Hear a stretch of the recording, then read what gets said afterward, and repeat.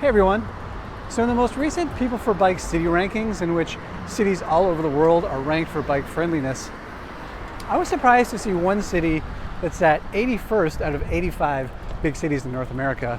And I happen to find myself in that city right now, and I'm about to go for a bike ride for the first time in the city, and I'm thinking, 81st, come on, that can't be right. It can't be that bad. I mean, this place is a tropical paradise. It's full of people who are outdoors and active, and it's just a great place to be. And so here I am in Honolulu, Hawaii, about to go for a bike ride, and I think I'm gonna prove them wrong.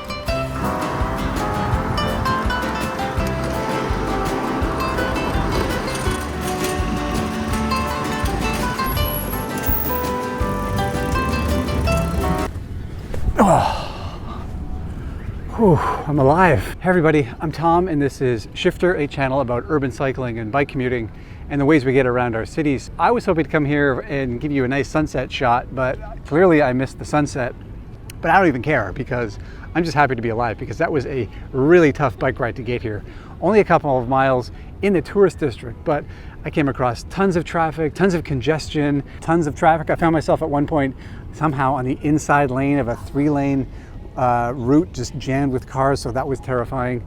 And so yeah, I'm just happy I got here. So rather than disproving People for Bike's 81st ranking, 81st place, I think maybe I just confirmed it. They might be onto something here. But luckily what I've done is, before I arrived here, I dropped a note to the Honolulu Bicycle League, and Travis from that organization is going to join me tomorrow and show me a bit of a deeper look at this city, because it does seem to have a lot of potential. I mean, it's got density, it's got amazing weather, it's got short distances for people to go, and the traffic is terrible. So you'd think people would be looking for ways around that. So I'm looking for a fuller picture of the Honolulu cycling story tomorrow. So hopefully Travis will show that. And maybe tomorrow I'll catch the sunset. Hello, Travis. Hi, thanks for having me. Well, thanks for joining us. So Travis is going to show us around today to some of the sort of important parts of urban cycling here in Honolulu. But maybe first, Travis, you could give us a sense of sort of what's the state of urban cycling here right now? Sure, yeah, no problem. So Hawaii, thankfully, is an amazing place to ride. Just our weather year-round is certainly a paradise. I think we have a pretty good core of individuals, as well as a good start of infrastructure to really encourage that. We certainly have a ways to go. There are plans both at the city and state level for bike infrastructure. So we've got a map in front of us, but it's up and coming. Let's put it that way. Right. So we'll see a bit of that today. All right. Let's get started. Perfect. The first thing Travis showed me was the beginnings of a bike network, a plan to create a spine with links to what Honoluluans call mauka to makai routes, or routes from the mountains in the interior of the island toward the ocean. All right, so we're on the corner of King Street and Pensacola Street. King Street, the one here, being the first protected bike lane that the city put in 2014, was kind of a very big thing back then, to have a two-way protected buffered bike lane, meant to be kind of the spine, this initial main corridor or main commuter corridor. We were coming down Pensacola. This is, again, one of the kind of pieces coming off the spine. So King Street, which we're coming up on, really was put in with the intention of a plan to add these arterial bike lanes, so that we'd have this main spine that ran from downtown over towards the university. And then we'd have these mauka makai, or these perpendicular routes that ran from the mountains to the ocean and connected to King Street. So basically creating this network of protected bike lanes to allow people to get either from where they live or work to where they want to go and either shop or go to the beach. So there's a plan in place, and slowly but surely we're building it out, which is awesome. Slowly but surely is a pretty good description from what I saw. While the city does have a few good protected bike lanes, it's not yet at the point that you could call it a true network, 8 years after the spine was built. What seems to exist here, like many other cities, is a patchwork, a few good bike lanes disconnected by some pretty serious gaps. Here's one of them that Travis showed me. So yeah, we're on the Alawai Boulevard, which comes down from Diamond Head. It kind of is your main thoroughfare to get downtown. We have a nice, okay, just painted bike lane with parked cars that could be improved, and then all of a sudden it just kind of turns into a share road lane, largely for this right turn coming up here, but again, could certainly be improved if you're trying to go straight, so continue on to either Ala Moana or other popular spots at the end of Waikiki. you have to fight your way across 2 lanes.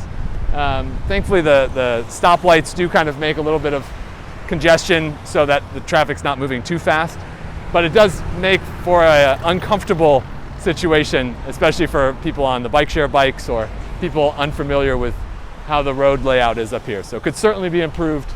It's not just the on-street bike lanes that have gaps.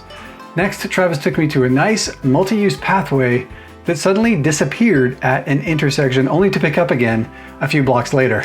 Sadly, this kind of felt like home for me. Yeah, so we're on kind of in the Waikiki, the corner of Waikiki, so we're on Paki Ave and Kapahulu, 2 of the more busy streets, where we have a nice multi-use path that was just redone and connects with an older multi-use path. And then the question is, where do you go from here? There is a bike lane further down this road, and then there's a bike path, basically continuation of this path, about 2 blocks up there, and there's kind of a no man's land in the middle here. So really a missed opportunity, a missed connection. For an experienced cyclist who's been here a lot, you can figure it out. But for somebody who's either visiting or learning to commute or things like that, it makes it super difficult. It definitely kind of catches you off guard, where you feel like you're not supposed to be there, or that you're not welcomed, so that you want to be able to actually navigate your way around and make sure that you can get where you're actually wanting to go, rather than have to fight traffic or be a little caught off guard. One of the big urban issues in Honolulu right now is, unfortunately, like many other cities, affordability. Being on an island means that cost of living is naturally higher, things like gas prices are higher, but housing costs here are really high as well. And Travis says that new housing seems to cater to high-end buyers, not necessarily everyday residents. But he thinks bikes can help residents deal with this problem as well. Honolulu is one of the most expensive cities, maybe in the world, definitely the US. And we think, really increasing the cyclability, if that's a word, of the city can bring that cost down, that transportation cost and cost of living, through proper infrastructure, connected infrastructure, networks, to make that more approachable for a larger audience, where you don't have to have a car to be your only means of transportation. Not everybody wants to be able to afford a vehicle or multiple vehicles for every household. So finding a way through both bicycle as well as just transportation in general that doesn't require a high initial investment is really the approach we're seeing. Once you get a bike, say you get a commuter bike or even a used bike for a couple $100s, you're really not dealing with that high level of maintenance, or our gas prices are much more than the mainland. So we have a lot of pieces, insurance and maintenance, that go into making vehicle ownership a challenge, let alone the congestion and time that you spend sitting in your car, which you wouldn't necessarily do if you were on a bike with proper infrastructure. So a lot of the challenges in Honolulu are similar to those faced by lots of other cities. But as our tour wound down, Travis and I talked about a few other challenges that are unique to a tropical island tourist destination. Okay, so we've seen some great things. Thanks for taking me around the city a little bit. There are a couple elephants in the room we wanted to talk about. And 2 of them are related, I think. There's tourism. This is a tourism city, tourism state, and congestion. Like, we're talking about congestion here might be the worst in the US, or at least top 5 maybe. Sure. And they do seem to be related.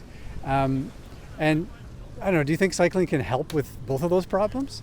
Totally, yeah. I think, especially on the tourism side, I think, I think the interesting thing is we can choose between having hundreds and hundreds of convertible Mustangs on the road, or we can find a way to get people into the buses, the trolleys, on bikes, on the street, walking, those types of things, where find alternatives to the rental car situation for it. We have over 10 million people who visit this island every year, and only a population of a little over 1 million, so quite a number of people who are visiting here, which adds to the traffic, adds to the congestion, adds to just the confusion on the road as well, new people, new city, those types of things. So I do think that more bike infrastructure, more walkability, better micro mobility, those kind of last mile solutions really can help, because I think we're seeing that in other places, and tourists are starting to get more and more used to calling an Uber or jumping on a bike share bike or grabbing a bike to see the city like you did today. So I think it can help a lot. Yeah, absolutely. And we're standing what, 6 feet above sea level right here? Yeah. Climate change is out there as well. Yeah. And is this part of the conversation in Honolulu right now? Yeah, I think so. The state and the city both have really ambitious goals for battling climate change, bringing CO2 levels down, reducing our dependency on fossil fuels, whether that's cars or a lot of our electricity comes from imported oil, literally shipped over on a ship. So I think that bicycles are a piece of that, a solution to a bigger problem for sure. And we're seeing a bigger push with that, with the plans that are coming out to incorporate bike lanes and make our cities a little bit more climate change resilient, if you will. Obviously, you mentioned rising sea levels, and we have some crumbling roadways and things like that due to that. So I think the infrastructure and the investment that we need for bikes is far lower cost than it is for a vehicle or other transportation. Okay, that's great. Thank you, Travis, for showing me around, and I hope Honolulu continues to develop. Thank you, and thanks for coming. Okay, so a big thanks to Travis for showing me around the city. I have a much broader view of the city, especially outside of the tourist areas. And I've seen that there is a pretty good start to bike friendliness here in Honolulu. I'd say it sounds like there's a pretty good plan in place, and there's a good spine built, but the spine has not been built into a full body. Did I just slay that metaphor? A lot of work needs to happen for this to become a true bike-friendly city. And one of the reasons I like to do these videos in other cities is because I think we have something to learn from every city.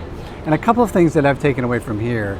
I don't think I've ever been in a city that is as car-centric as this, but it has like a bike city just struggling to get out. Like it feels like it's there and wants to be nurtured a little bit. The bike culture here is really interesting. Unlike my city where the bike culture is very serious, there's like lots of hardcore cyclists who are like on a mission to get to work, commuting and getting around. Here it's super laid back. There's all kinds of beach cruisers and mopeds and people ride with their surfboards on their bikes and e-scooters with no helmets on. And so it's a really laid back kind of vibe, and it just like the city kind of lends itself to that kind of transportation, but there's just not much support as far as infrastructure goes there. The big takeaway for me here is that you've got to keep building. It sounds like we've got all these great conditions here, great climate, great weather, density, horrible traffic that needs to be dealt with, horrible congestion that needs to be dealt with. But really what's happened is like one major bike lane, a couple of other ones, and it sounds like things have kind of stalled since then. So if you really want to build a bike-friendly city, even in perfect places like this, you've really got to keep building. You can't give up on it. So I hope that happens. I hope Travis is successful in his work. All the tourists here, I think, is just sort of ripe for a great bike experience for everyone who comes here. Anyway, I hope you enjoyed that. It's been fun exploring Honolulu, a different kind of city that I've ever ridden my bike in, and I hope you got something out of it too. Thanks for watching. See you next time. Oh, there, I got my Hawaiian sunset. Hope you like it.